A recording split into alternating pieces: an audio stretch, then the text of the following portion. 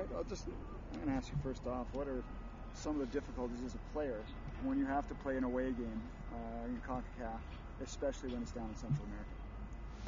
It's always difficult, not just the actual playing side of things, but the stuff that goes, the antics that go on outside of the game, with the partying outside your hotel, all hours of the night before the game. Usually officiating's very biased towards the home crowd or the home team.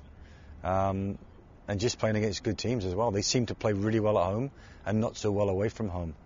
And it's a weird sort of psyche, but most of the Central American teams do that. Maybe Mexico's a little bit of a change in the States, but most of the other ones are very good at home and not always the best away from home. So going down there is always tough. Field conditions are never good, but you got to go and get it done. That's the thing. You mentioned street parties and stuff. What were some of the weirder things you saw or heard when you were playing? Well, street parties, one of them. I think the big thing I was always worried about, to be honest, was eating the food.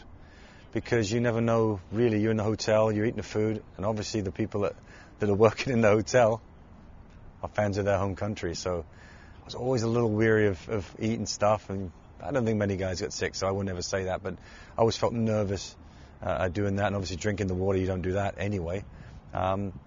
Just officiating gets really, I think, turned with the home crowd. And I think that big thing when myself and Mark Watson were playing, I think we played in Honduras, where they're going to go play next, Canada, and we had an offside that I think it was at least 8 yards offside, and they played on. But 5 minutes earlier, the linesman had got hit in the head, or back of the head, with a whiskey bottle. So he's not going to call anything against the home fans, and that happened. That's the truth. And then they had a late penalty kick as well in that game that wasn't handball. So all these things go on. What you got to try to do is get it out of your mind and just play your game and make sure you're mentally strong no matter what happens. How difficult is that to do? It's easier said than done to try to forget about calls that could change the game. What I think you have to do is during the game not worry about it. You can make the comments after, but it can't change the way you play the rest of the game out. You can't be worrying about the offside call that wasn't called or whatever it is.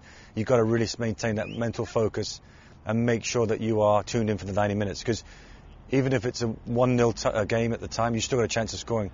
If you let your guard down and they get the second one, you've got a tough game. Coaches have any way to help, train the players to do just that, or any techniques to help the players not worry about going into such a hostile environment?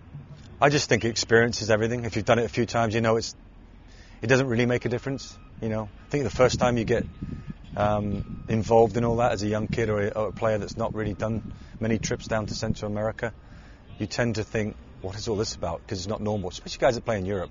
You don't see that, and they don't travel that far, and it's not hot, and all those things come into it. And I think that's another thing. A lot of, I'll not change the subject, but the heat makes a big difference too. You're in November or October, November in Europe, then you come out of that and you go into Central America that's 85, 90 degrees, and the grass is this long, and you're kind of going, what's all this about? So it's the mental side of the game that has to be taken away from the players, and a coach helps. I think to not worry about if there's altitude, if there's bad conditions. It's about playing your game, play to the conditions, but play with a positive attitude. Do you ever see any players really embrace those situations, playing on the road, really like those kind of scenarios and the situations? Well, the group I played with in 1990 to 97 was a pretty good mentally strong group, and we didn't really care where we went. We went to El Salvador, we got a tie in Honduras. We lost to Mexico, which is always a tough place to go, but I'm just trying to think of the games that we had to go and get results. I think we may have tied in Jamaica. All tough games, but we got results, and we made sure that, again, the mental side of it was taken care of. But we were a pretty experienced group, and I think that helped. And we were ready for the worst, and I think a lot of times we got the worst. You mentioned the whiskey bottle. What are some other things that are thrown from the stands? Bags of urine, which is never a great one when you're taking a throw-in. I think I took a throw-in once in El Salvador within a second, picked up, threw it in and ran in the field because I didn't want to hit the stuff. But it's not good. Oranges come on the field, or fruit. Oranges, grapefruits were thrown at the defenders and Craig Forrest, who was playing at that time. I think after the 2-2 tie in Honduras, we were on a school bus, and the whole school bus got pelted with bottles and rocks, and so we were all on the ground under the seats driving out of that stadium after taking a point from them. So home fans weren't too happy about that, but we should have won that game too. important do you think it is for Canada to get results in these next two qualifying games, Frankie, to get onto the next round of World Cup qualifying? Well, what you don't want to do is leave it in someone else's hands. That's the big thing you don't want, because you never know what's going to go on in those situations. So, for me, it's taking care of business. Big game, going down to Honduras in the next game, and 3 points is, I think, sees us through, because we've got to play the last game at home, and I think that we should be able to take care of business in that game. The next game is a very important game. I think Honduras and Panama play. Not sure where it is. Cuba play Panama, so you never know what's going to go on in that. And Honduras are desperate for points too. So 3 points in this next match are crucial.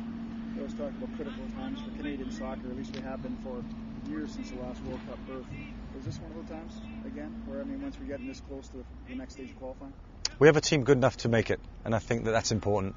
If the talent's not there, and you feel the results are not really going well for us, you have your doubts. I think that Canada's played well. I think they've been a little unlucky. I thought the Panama game, was one of those games that could have maybe went either way at some point in the match, and you're going to lose games. That's the nature of the game. I think what we've really got to do now is focus on this next game. Get 3 points down in Honduras, which will be tough. I think that sees us through to the last 6. I think getting into the last 6, you have a good chance of making the World Cup. Getting out of the group is maybe a little bit more difficult.